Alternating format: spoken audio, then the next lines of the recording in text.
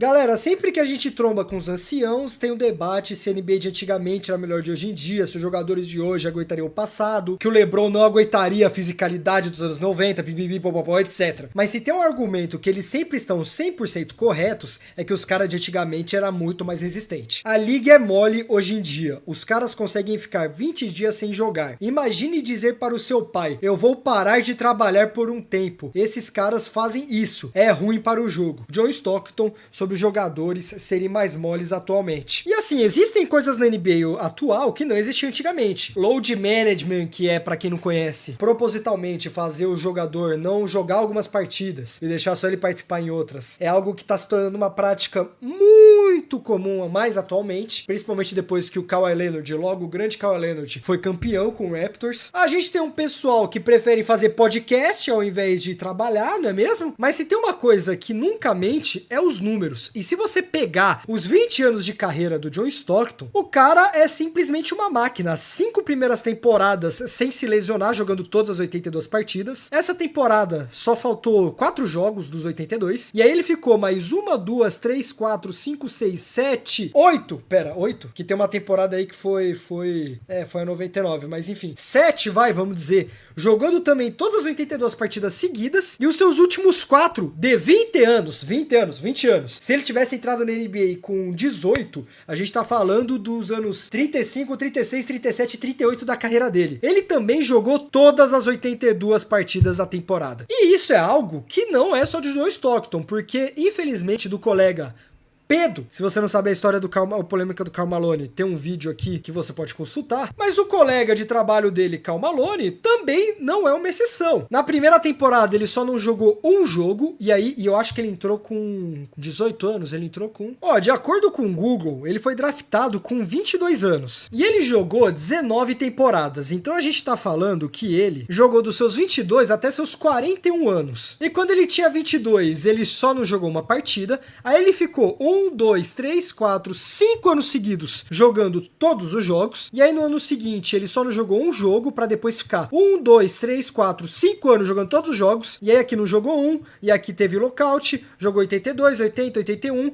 Só quando ele teve 41 anos que ele teve uma lesão séria. Que aí ele perdeu metade da temporada. Mas a gente tá falando ele ter jogado todos os jogos. Tá bom, não todos os jogos. Faltou um jogo. Com 40 anos. Só ter perdido 2 jogos com 39. Um jogo com 38, todos com 37, lockout 36, então assim, a gente tá falando de jogadores que eram titãs, feito de adamantio, numa era que não tinha bolsa de recuperação, numa época que eu acho que talvez não era comum banheira de gelo, não sei, mas mesmo assim não tinha criogenia. A gente tá falando da época mais porradeira, mais raiz, mais drástica que tinha da NBA, e os caras duravam anos seguidos em quadra, e o Karl Malone apanhava, tinha Dennis Rodman, mano. Uma das maiores dores de cabeça do Karl Malone era Dennis Rodman. Se tinha um cara que apanhava era o Karl Malone. Ele pegou os Bad Boys Pistons, tá ligado? Ó, aqui 88, 89, 90, pegou esses caras, tá ligado? E pra vocês acharem que isso não é só um poder ali dos jogadores do Jazz, a gente tem o próprio GOAT Black Jesus,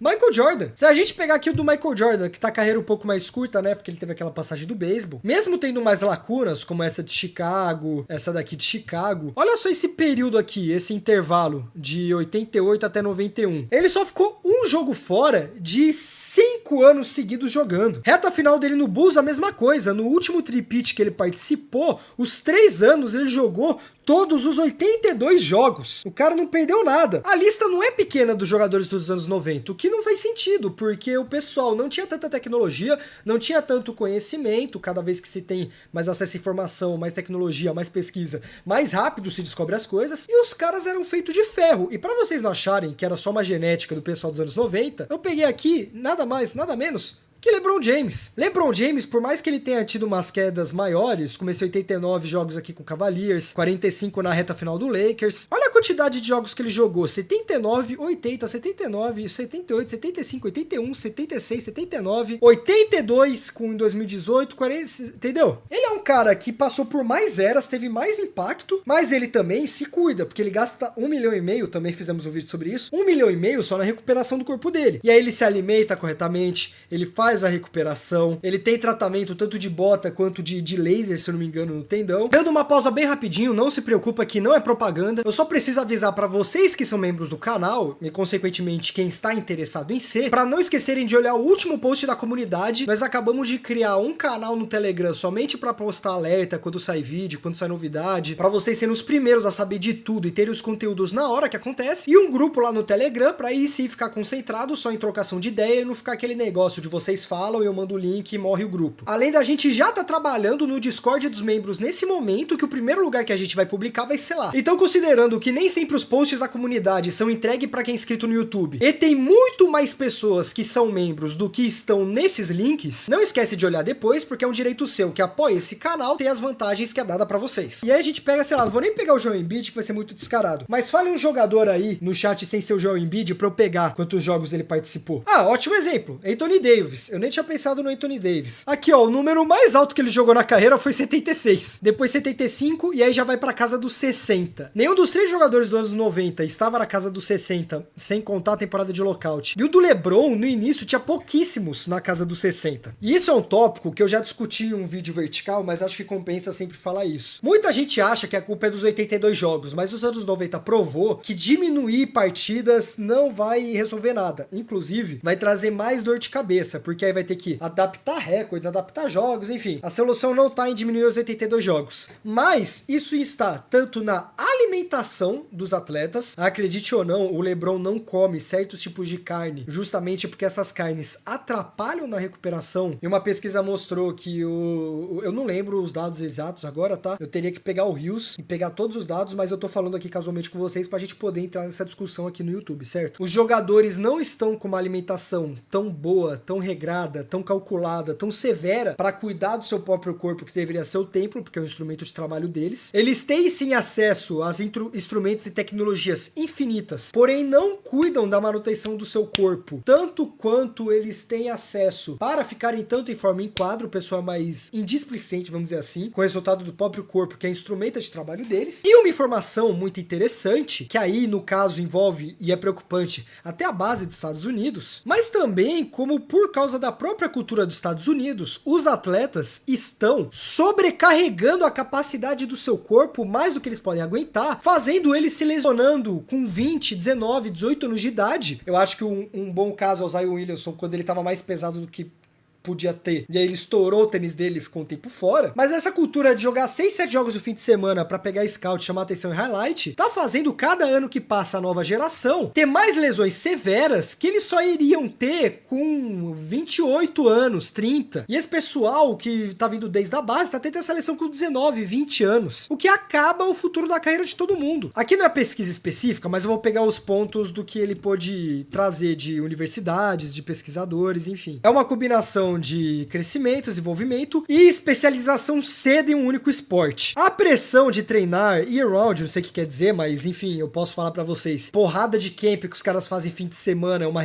sobrecarga absurda pra um garoto de 17, 18, 19 anos que ainda tá crescendo, que leva para estresse repetitivo, carga repetitiva, impacto repetitivo no mesmo músculo que ainda está desenvolvendo, causando mais lesões do que o normal, como tendinite, que tendonites, acho que é tendinite, e fraturas. E se a gente pegar aqui no Early Sport Specialization, atletas jovens que são especializados em um esporte, numa idade jovem, tem mais risco para pegar lesões comuns. Não é incomuns exatamente, mas não sei o que é overuse, tá? Eu tô adaptando. Uma prática que leva a constante, repetitivo estresse para um músculo específico e também para juntas, como joelho, coxa, como pé, que acaba com a carreira do pessoal. E aí aqui, ó, eu fiz uma pesquisa rápida que eu perguntei quantos jogos um prospecto, né, um futuro, um cara aí, joga de torneio EIU, que é o torneio do high school, em um ano. Aqui ele tá pegando fontes da Pro Skill, NCSA, que é da IMG, e Red Star Basketball. E ele me passou que pode vir de dezenas a centenas de jogos em um ano, porque pode variar muito por idade, o que também é votado por metas individuais, ou seja, nenhum número específico limite tem para os jogadores, eles podem jogar infinitamente quantas partidas se quiserem. Tem muita força aqui e nem tantas estatísticas sobre o assunto. Diz o Dr. Kocher, kids até 12 anos de idade, tanto garotos quanto homens, ainda estão desenvolvendo. Os ossos e o tecido deles são diferentes de um garoto de 14 ou 16 anos. Porém, mesmo mesmo assim, sendo tão cedo, eles sentem pressão de performar no alto nível.